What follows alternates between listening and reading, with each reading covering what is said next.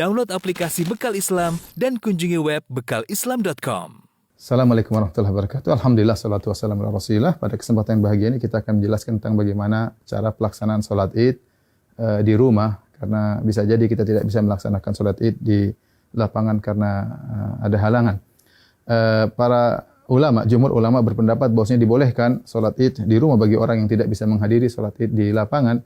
Sebagaimana diriwayatkan Imam Al-Bukhari rahimahullahu taala bahwasanya Anas bin Malik radhiyallahu taala anhu pernah salat di rumahnya, fajama'a ahlahu wa banihi, maka dia kumpulkan istrinya dan anak-anaknya, kemudian dia menyuruh budaknya untuk menjadi imam. Ini dalil yang dijadikan dalil oleh para ulama bahwasanya boleh salat Id di rumah. Adapun bagaimana cara pelaksanaannya? Secara umum pelaksanaannya sama saja. Tidak ada bedanya kita salat Id di rumah dengan salat Id di lapangan. Bedanya kalau di rumah kita tidak melaksanakan khutbah, itu saja. Baik, saya ingatkan kembali bagaimana cara pelaksanaan salat Id. Sebelum salat Id, kita disunahkan untuk mandi, ya, yaitu mandi tersebut kita kerjakan setelah terbit fajar, agar kita mandi di hari Id.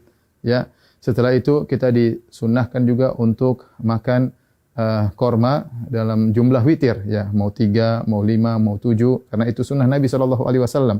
Kenapa kita dianjurkan makan korma? Untuk menunjukkan bahwasanya hari tersebut adalah hari Al-Fitr. Al-Fitr secara bahasa artinya berbuka. Idul Fitri artinya hari berbuka, artinya kita sudah tidak puasa lagi. Maka kita tunjukkan bahwasanya kita berbuka. Sebagaimana kita berpuasa karena Allah, kita berbuka juga karena Allah, dan Nabi SAW segera menunjukkan berbukanya tersebut. Kalau tidak ada korma, maka sebenarnya Allah mengatakan boleh makan yang manis-manis.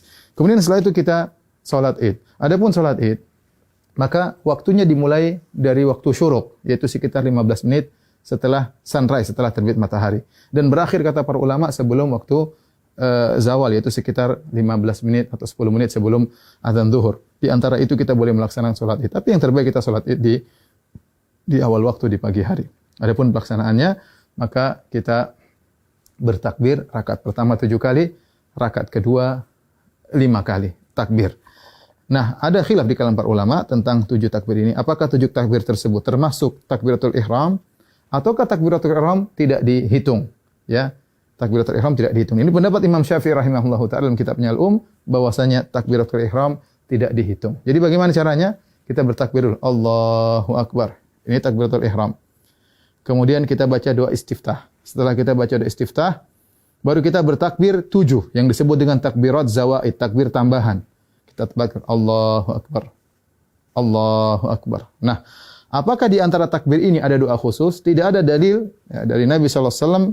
Nabi pernah disebutkan membaca sesuatu di antara takbir-takbir tersebut. Oleh karenanya, pendapat mazhab Maliki tidak ada bacaan. Namun sebagian ulama berpendapat boleh membaca sesuatu seperti mazhab Syafi'i. Kita boleh bertakbir, boleh bertahmid, boleh bertahlil di antara takbir-takbir tersebut. Kita ulangi, kita Allahu Akbar, takbiratul ihram, kemudian kita baca doa istiftah, kemudian kita takbir 7 kali. Allahu Akbar 1, Allahu Akbar 2, ya, Allahu Akbar 3. Antara takbir satu dengan yang lainnya kita ada jeda sedikit, apalagi kalau kita jadi imam, agar makmum di belakang bisa mengikuti kita. Kita lanjutkan Allahu Akbar 4, Allahu Akbar 5, Allahu Akbar 6, Allahu Akbar 7. Setelah itu kita ta'awudz, kemudian kita baca Al-Fatihah. Setelah baca Al-Fatihah, kemudian kita baca surat. Nah, surat ini kita bisa baca, disunahkan baca surat Sabbihisma Rabbikal A'la, atau kita baca surat Qaf, ya. Salah satunya sunnah, seandainya seorang baca surat yang lain juga tidak jadi masalah. Setelah kita selesai baca surat, maka kita ruku, Allahu Akbar, ya, seperti biasa. Kemudian kita sholat, sampai kemudian kita pada rakaat, mau naik ke rakaat kedua, tatkala kita sujud, ya, kita sujud, kemudian kita mau bangkit ke rakaat kedua, maka kita bertakbir. Allahu Akbar. Ya.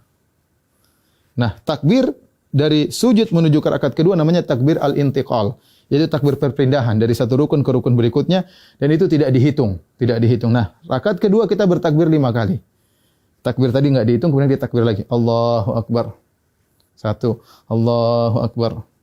2, Allahu Akbar. 3, Allahu Akbar. 4, Allahu Akbar. 5. Kemudian kita baca Al-Fatihah dengan jahar. Kemudian setelah itu kita baca surat, disunahkan kita baca surat Al-Ghasyiyah atau kita baca surat Qaf. Surat Al-Qamar, kita baca surat Al-Ghasyiyah atau kita baca surat Al-Qamar. Kalau tidak kita baca surat yang lain tidak jadi masalah. Kemudian kita selesaikan salat kita. Nah, setelah salat apakah ada khutbah? Jawabannya Anas bin Malik ketika mengumpulkan anak dan istrinya beliau tidak berkhutbah. Oleh karenanya asalnya kita tidak berkhutbah. Namun sebagian ulama seperti Ibn Qasim dari mazhab Maliki mengatakan jika berkumpul banyak orang maka ada yang berkhutbah maka itu baik, tidak mengapa, tidak terlarang ya. Demikian tata cara singkat ini, semoga bermanfaat bagi kaum muslimin. Semoga Allah menerima ibadah kita. Wabillahi taufik. Assalamualaikum warahmatullahi wabarakatuh.